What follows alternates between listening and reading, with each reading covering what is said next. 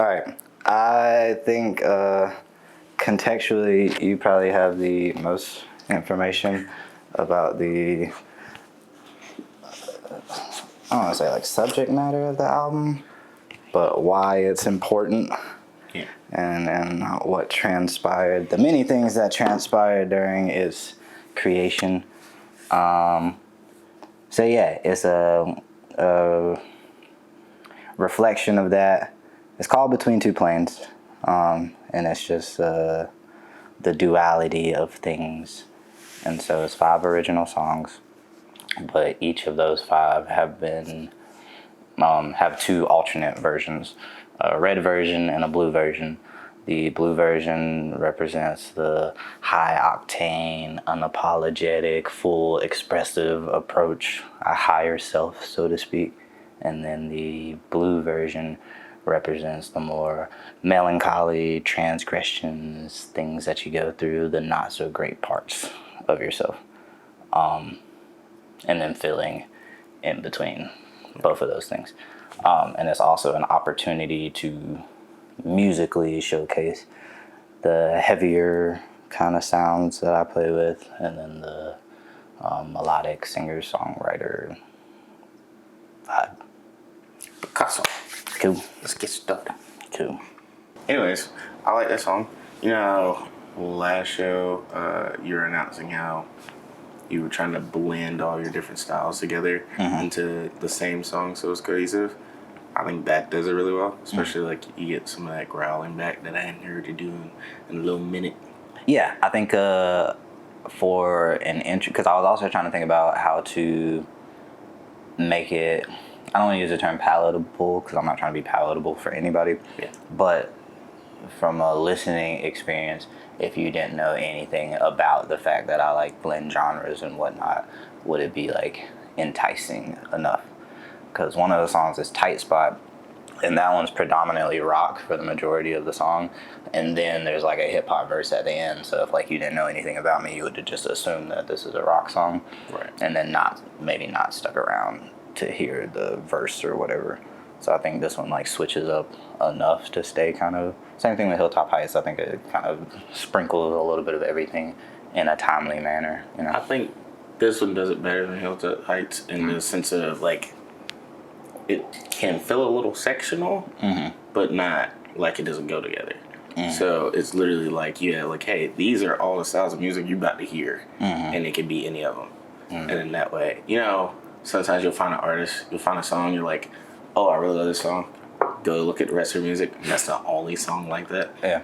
I think that keeps that from happening because you're like, all right, if you like each part of this song, you're gonna fuck with the rest of it. And that's why I'm excited about the just project in general, because I think right now Diva is the only song, well, maybe not the only song, but Diva is, I'll just say for the sake of saying it, the only song that kind of is in this vein, or that I would put up to par with this project in terms of being genre fluid. Because if you heard Wipe Up and then you went and heard Diva, it would be like kind of confusing, I guess, to know what you're signing up for.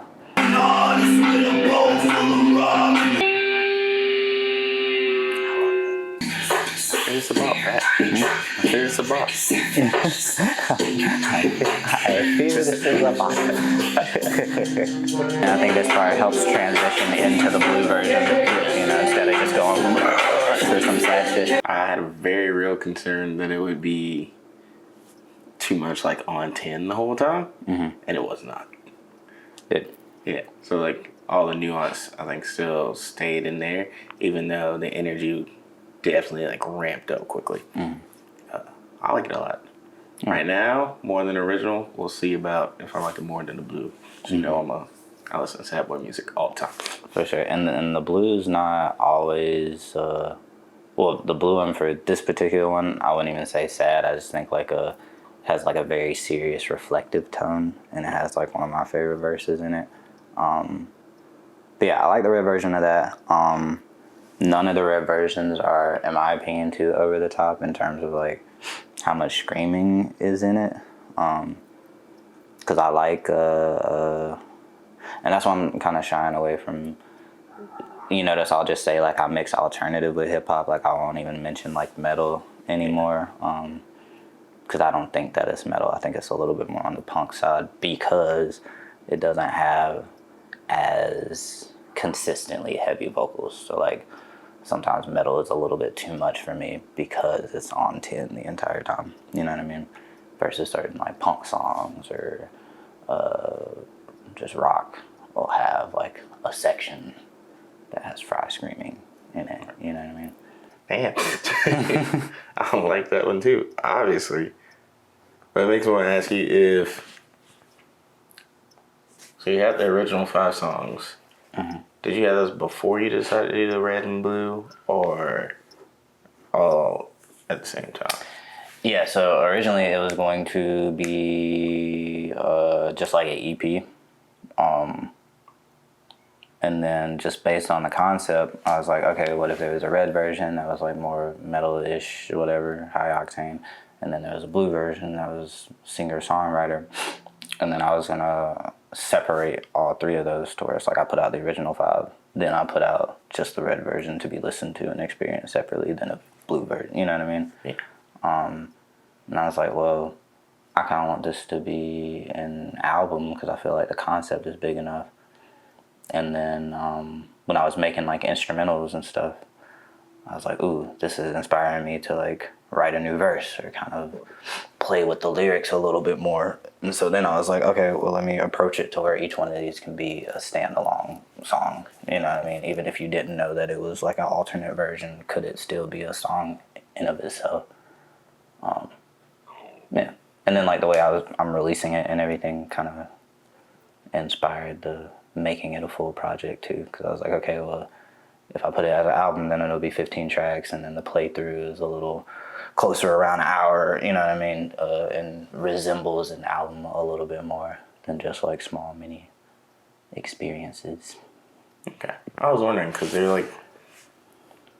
there's all 3 are really different, but they sound like they came from the same place, if that makes sense. So I didn't know if it was one of those things. It was like you took the first one and then came up with another idea like all together after it was finished, or it seemed more like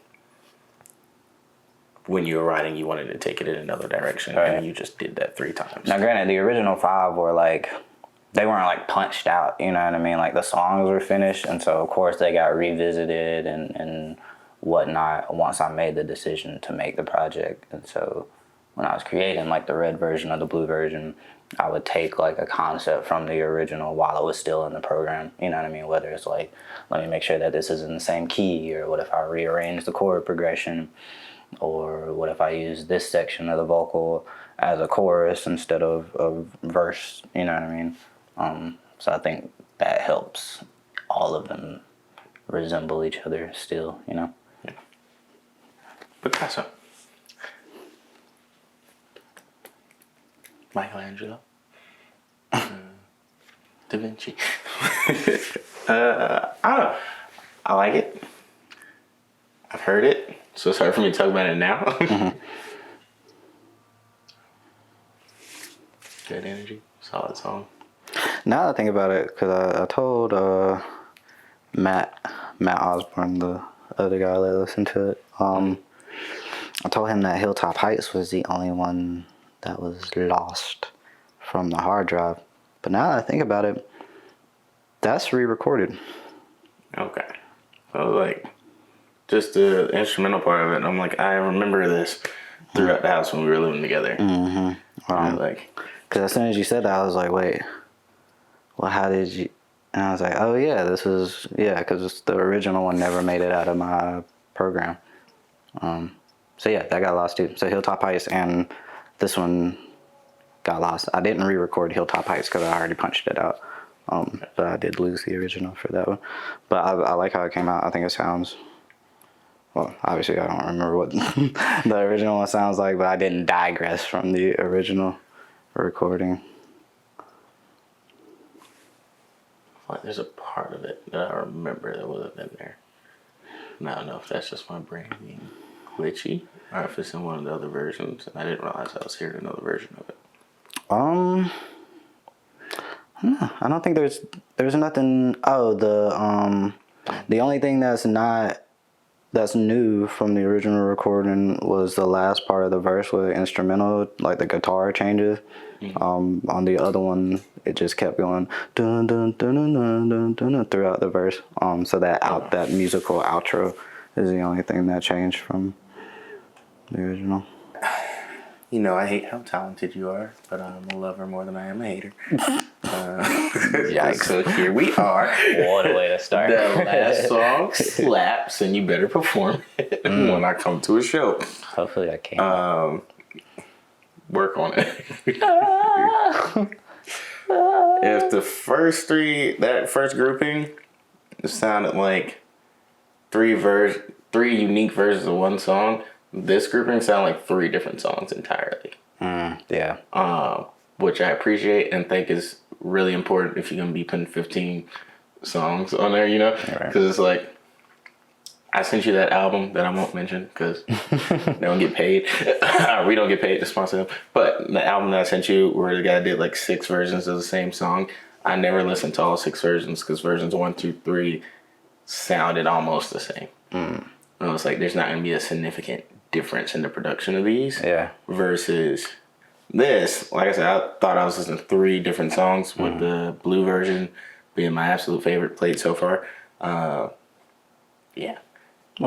That's great. Yeah, I think this one has the most distinct, and even more so as we get further into it, the lyrics and vocals become distinctly different versus, like you said, that first grouping.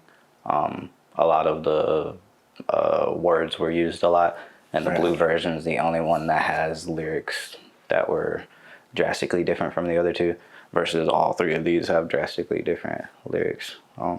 As well as music, obviously, but lyrically, they're totally different. And we're back. I'm here with Patrick Rutledge, and we're talking about his new album coming out soon. Everybody give it up for Patrick. Applause. Stinks. Brother, you reek. Fuck that guy. Who?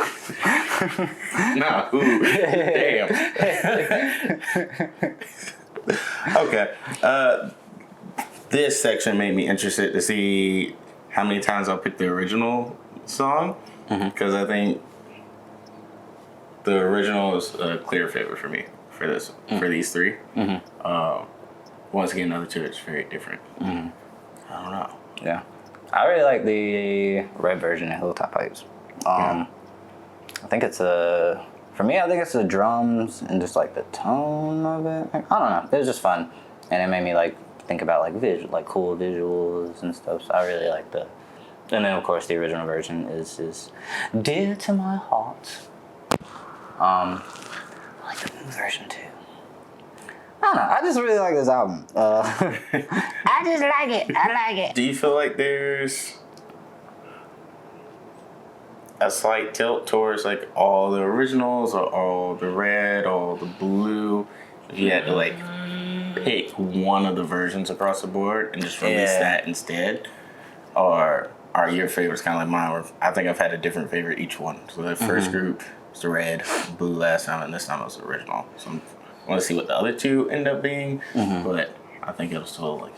Yeah, that's a good question. I don't know, because I think I like each song for like drastically different reasons that I couldn't like just take the Hilltop Heights songs and then pick a favorite. You know what I mean? Because I like the red version for reasons that are totally. I just feel like each one of them is a what's what I'm looking for. An elaboration of components that I like about the original. You know what I mean? Like, I like that there's that high octane part. I gotta use something other than high. That energetic part of the original, and then the red version of that is a full song that kind of follows that tone, you know? And then I think the opening lyrics, if the end is coming, what are we waiting for? If the end is nothing, what are we created for? I feel like that's like a real think piece. And so taking that and creating a blue version based off of that concept alone just made something really like in your head. You know what I mean? Yeah. And sweet, and it's almost like and even whenever that chant comes in, like, sucks that one step back and make you wonder, like, to me, that's like all the other people that like have thought about that, or all the other times you've thought about that, like all kind of coming together to create this sort of like crescendo, and like maybe we could get loud enough to where like somebody's actually listening. You know what I mean? And then in that part, like in the blue version, it is kind of, to me, a conversation with God, because the other one's like, yes, Lord, my feet are dangling off the field. But it doesn't feel like you're talking to God. You know what I mean? Yes, Lord is just like a phrase for the sake of rhyming, maybe. Versus the other one, it's like, yes, Lord, listen more. You know what I mean? So it feels more like a direct conversation. So yeah, I don't know. I just think Cool. all of them are different. 'Cause I know I'm biased, because the first time you played it at the house, it was automatically stuck in my head. Oh, for sure. And I was like, release it, Pat. Release it, Pat. Release it, Pat. Release it, Pat. And you're like, no, I'm going to do a whole hour. I was like, fuck you, Pat. Release the song. Right. I want to be able to play it whenever I want. And I was like, well, send it to me. And Do then, something. even though I've listened to like all of these an ungodly amount of time, in comparison to Hilltop Heights, like all the other ones are like fairly new. You know what I mean? So like a year from now, I'll probably be able to easily pick, you know, which one I like more. Yeah, but right now, I just like, and I think that's another reason why I'm super excited about the album, because like all of these have been created post June. You know what I mean? So it's not that's a very short period of time to make something, especially And on an also, album. it's like, I don't know, I feel like all these songs are very different than your music before, in a way of like, I feel like there's clear evolution from like your last album or the last few singles that you released. It's like, it feels like you're doing more things, trying more things, which you said earlier about like not being so focused on being rock mixed with this or metal mixed with this, and now you're like embracing different genres to do so. I think it shows clearly, and it's working. Yeah, Neely asked me, he was like, is this one the one? I was like, no. I think it's the catalyst that like starts the trajectory towards, I don't think, maybe there'll never be like a one, but I think this one is like a very needed checkpoint that sets the precedence for whatever's coming afterwards. Yeah, it feels like you took some kind of leap. Yeah. You know, like when you don't do art in a long time and you start doing art again, you're like, I haven't necessarily practiced in between this. Obviously, you've practiced in between this, but it's like the clear jump between styles or a level of skill. Yeah. And it's like, okay, this is definitely like a checkpoint, a safe point in a video game. It's like the beginning of a new level, for sure. And it's tired of trying to find one. What you gonna do when you tired of staring while you run? I got a feeling inside where I can't have none. Resting on the ground, changing my quarter. I walk at the bank, make it look like I hold up on me too legit with the flow. You should know